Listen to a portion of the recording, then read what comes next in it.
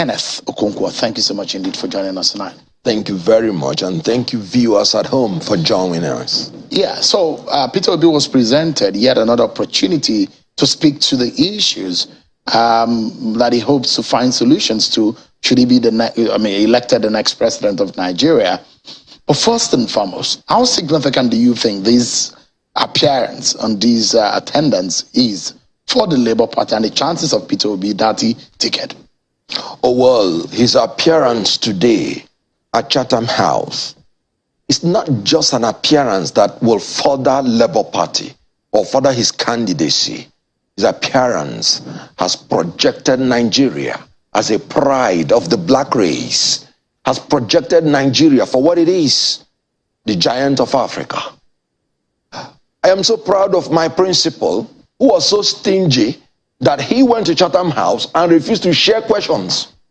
He was answering the questions. In contradiction to the generous APC candidate who went there and shared all the questions for other people to answer. And that marks the basis of what he is talking about leadership. Was able to pinpoint Nigerian problem to leadership. When he told you that the landmass of Niger State, which is about 76 kilometers square meter, more than the whole land of Netherlands. And Netherlands is making hundreds of billions of dollars in agricultural products only. Yet, Niger State, under the unwatchful eyes of APC, most like 6 local governments are under the management of terrorists, a place that would have been giving us food security. But the federal government says there's no such thing. What do you want them to tell you? You want me to tell you about my friend in Kebbi State that couldn't attend his mother's burial, his sister's burial, because they told him not to come because terrorists are in charge of his state? You still want me to repeat about the security situation we are in now, where Reverend Fathers are roasted in the same Niger State that they are claiming such a thing is not happening? You are the one who told me about the Enugu State. People now being roasted. It has now climbed from being a bad government to an evil government to no effective government at all. We don't have effective government in Nigeria as I talk to you today. So my principal went to Chatham House to tell you about a new Nigeria that is about to unfold. You saw him talk about the security and uniting Nigeria. But there's something that is very, very elating when he was talking about security and uniting Nigeria. He said there will be an integration of the activities of the national intelligence and the security agencies. You are here in Nigeria, where after 44 intelligence reports that terrorists are about to attack Kuje prison, nothing was done until they were attacked. 61 terrorists released, and none of them suffered any casualty after killing our officers. Why? There is no integration between the national intelligence and the security agencies. My principal has told you that there is going to be an effective legal and institutional reforms that will ensure that such things will be eliminated. He talked about establishing a national command and control center for coordination of the activities of the intelligence and the security agencies that will effectively manage actionable intelligence. For some of those who listened and were critical about the submission of Mr. Peter Obi in the area of security, yes, and I've heard and seen, I read about criticism on what he said and how he hopes that security was going to be handled. Some have criticized and said, look, that's not grounded enough. That is not sophisticated enough. What he has said, according to some of his critics, is that he just regurgitated the system that exists presently in the country, that he has not come up with concrete manner in which the problem will be solved. Good. Banditry, how will he solve it? The issue of a porous border, how will he solve it? These are the questions that these guys were asking. Yes, first of all, those people that were asking those questions, maybe they are living in another planet, certainly not in West Africa, and certainly not in Nigeria, because he's regurgitating. What you have presently is one state police, one national police, No state police. State, I mean, as in Nigeria. So will Peter Obi be creating three levels of policing: federal, state, and community. He already used it as Anambra State governor. Under which law will he be able to achieve that? No, the law exists. Section 11 of the Constitution too, that gives you the power as a state to use the resources you have to protect your state. Good. But it does not have the power of the police. That is why whatever you're doing, you're still going to do it under the approval, consent of the police. If you arrest, you take to the police. And that is why there is no prosecution of criminals, bandits and terrorists.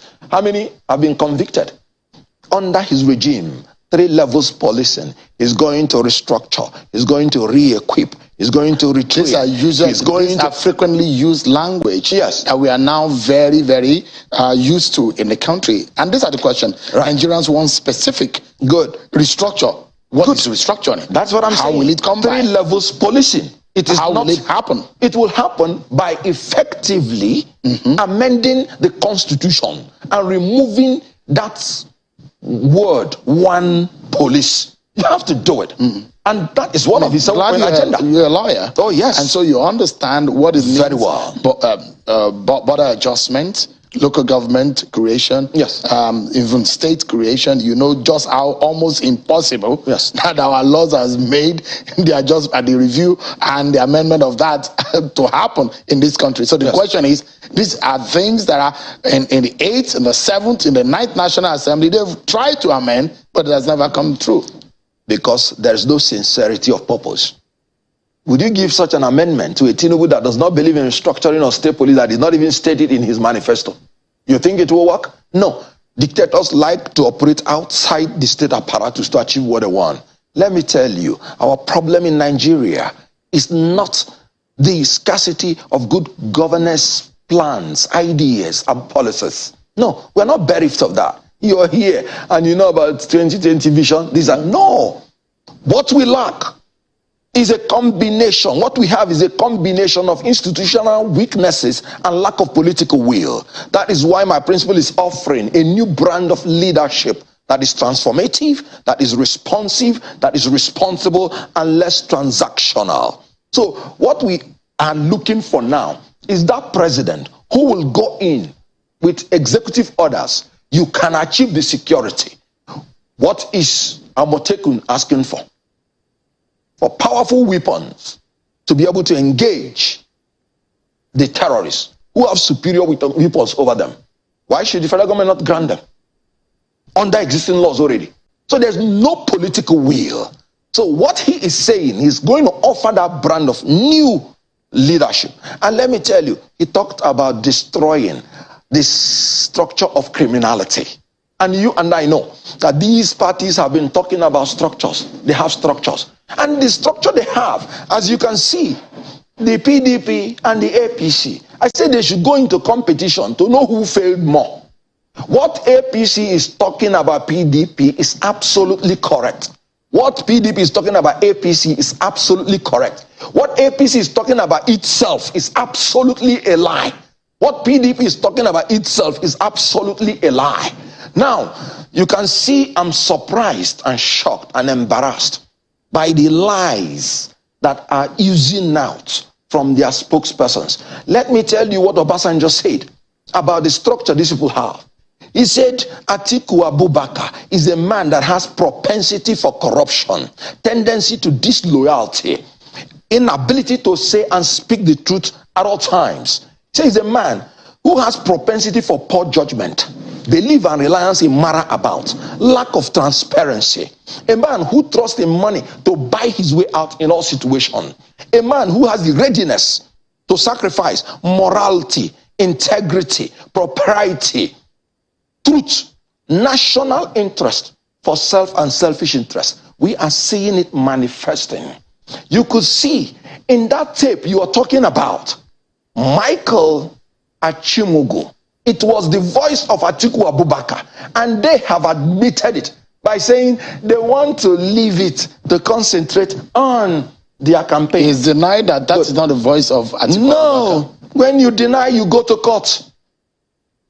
and sue the person for libel, for defamation, for slander. In the absence of that, that is an admission. It's not Atiku Abubakar. So that what you said is actually an admission, because he said, no, we want to leave it. The man has dared them, the Achimugu. He said, I dare them to say I did not serve Atiku, and I will bring more records. What did Atiku say? It gives me goose pimples that Atiku has the national award in corrupting the generation before him and corrupting the generation after him. He said in that tape, I have advised Obasanjo against open corruption, meaning Atiku has been operating coded corruption, sacrificing innocent people and hiding his own head. Joshua Dariye was sacrificed. In that same tape, you're talking about Marine Float as the company that Atiku advised his boss that they should form Marine Float as a company that they will use to siphon the money, that they will pay consultancy fee non-existent to such company. These are allegations based on the tape released by Michael Achibobo. So which voice is, in my own opinion, Atiku's voice. Okay. I'm glad that you are able to put in the right language. Opinion. Yeah, but put it one in the thing right is language. clear. What about Tinubu's daughter that carried 10 million naira? Allegedly.